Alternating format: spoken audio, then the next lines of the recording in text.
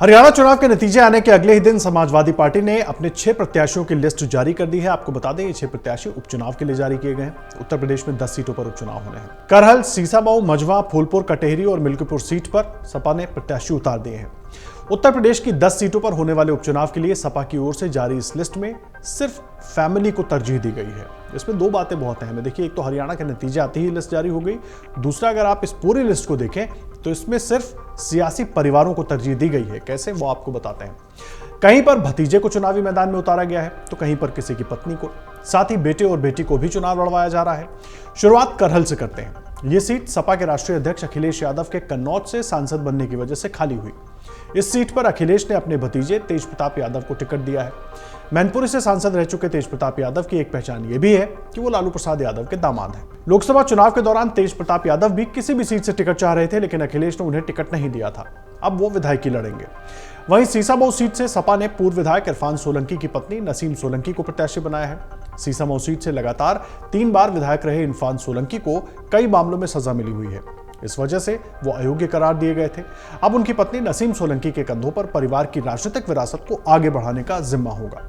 पिछले दिनों ही नसीम सोलंकी ने सीसामऊ में अपने चुनावी कैंपेन की शुरुआत कर दी थी। बात मझवा सीट की। मझवा सीट से सपा ने डॉक्टर ज्योति बिंद को प्रत्याशी बनाया है। ज्योति बिंद की पहचान यह है कि वो पूर्व सांसद रमेश बिंद की बेटी हैं, जो कि मझवा सीट से 3 बार विधायक भी रहे हैं। रमेश बिंद ने लोकसभा चुनाव के दौरान ही पाला बदला था और वो सपा के टिकट पर मिर्जापुर से चुनाव लड़े थे, लेकिन हार गए थे। ज्योति बिंद पेशे से डॉक्टर हैं और मुंबई में रहते हैं। बताया जाता है कि रमेश बिंद ने मिर्जापुर में अपनी बेटी ज्योति के नाम पर एक हॉस्पिटल भी खोला है। कटेहरी सीट लालजी वर्मा के सांसद बनने की वजह से खाली हुई थी। यहां से सपा ने सांसद लालजी वर्मा की पत्नी शोभावती वर्मा को टिकट दिया है। इस सीट से कई दावेदार थे, लेकिन लालजी वर्मा ने अपने परिवार के किसी भी सदस्य को टिकट देने का वीटो लगा दिया था। शोभावती वर्मा लंबे समय से जनता के बीच में जुड़ी हुई हैं। शोभावती वर्मा 2 बार जिला पंचायत सदस्य रह चुके हैं और अंबेडकर नगर की जिला पंचायत अध्यक्ष भी रहे हैं। 10 सीटों में से सबसे अधिक चर्चित मिल्कीपुर सीट पर भी सपा ने प्रत्याशी का ऐलान कर दिया है। इस सीट से अयोध्या के सांसद अवधेश प्रसाद के बेटे अजीत प्रसाद को चुनावी मैदान में उतारा गया है।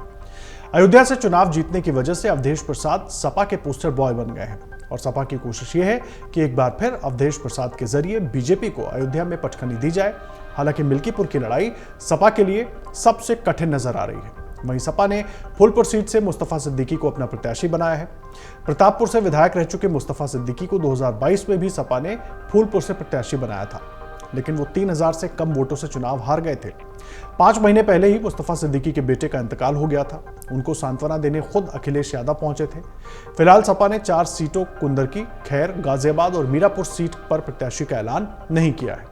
देखिए, यहां पर गौर करने वाली बात यह है कि यूपी के 10 सीटों पर होने वाले उपचुनाव में कांग्रेस और सपा मिलकर चुनाव लड़ना चाह रहे थे, लेकिन अब अखिलेश यादव ने अपनी पहली लिस्ट के जरिए कांग्रेस और सपा के साथ मिलकर चुनाव लड़ने वाली संभावना पर एक तरीके से विराम लगा दिया है। ऐसा हम इसलिए कह रहे हैं क्योंकि अखिलेश ने जिन 6 सीटों के लिए प्रत्याशी घोषित किए हैं, उनमें से ही 2 सीटें कांग्रेस मांग रही थी। वो 2 सीटें हैं मझवा और फूलपुर। यहां से कांग्रेस अपने प्रत्याशी को उतारना चाहती थी। खासकर मझवा सीट को लेकर यूपी कांग्रेस अध्यक्ष अजय राय ने पूरी ताकत लगा रखी थी। दरअसल अजय राय अपने बेटे शांतनु राय को मिर्जापुर के मझवा सीट से चुनाव लड़ाना चाहते थे। जानकारी के अनुसार अजय राय ने प्रदेश से लेकर आलाकमान तक अपने बेटे के लिए जोरदार लॉबिंग शुरू कर दी है। माना यह भी जा रहा है कि कांग्रेस पार्टी मझवा की सीट प्राप्त कर सकती है, जहां से वो शांतनु को उम्मीदवार बनाना चाहते हैं। शांतनु राय अपने पिता के चुनावी अभियानों का संचालन देख चुके हैं और वो राजनीति में सक्रिय रूप से जुड़े हुए हैं। उन्होंने MBA की पढ़ाई की है और छात्र राजनीति में भी सक्रिय भूमिका निभाई है। अजय राय के करीबी सूत्रों के मुताबिक मझवा अजय राय का ननिहाल है और इस क्षेत्र से उनकी सियासी और पारिवारिक पृष्ठभूमि जुड़ी हुई है, इसलिए वो अपने बेटे का राजनीतिक सफर यहीं से शुरू करवाना चाहते हैं। लेकिन अखिलेश ने अपनी पहली लिस्ट के जरिए कांग्रेस की संभावनाओं पर पानी फेर दिया है। ऐसे में अब देखना दिलचस्प होगा कि क्या आगे सपा और कांग्रेस के बीच कोई समाधान निकलता है या फिर हो सकता है कि यहाँ पर दोनों दल अकेले ही चुनावी मैदान में उतरे।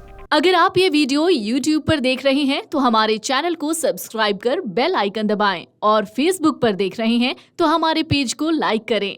8 मिलियन प्लस सब्सक्राइबर, आपके इस भरोसे के लिए बहुत धन्यवाद।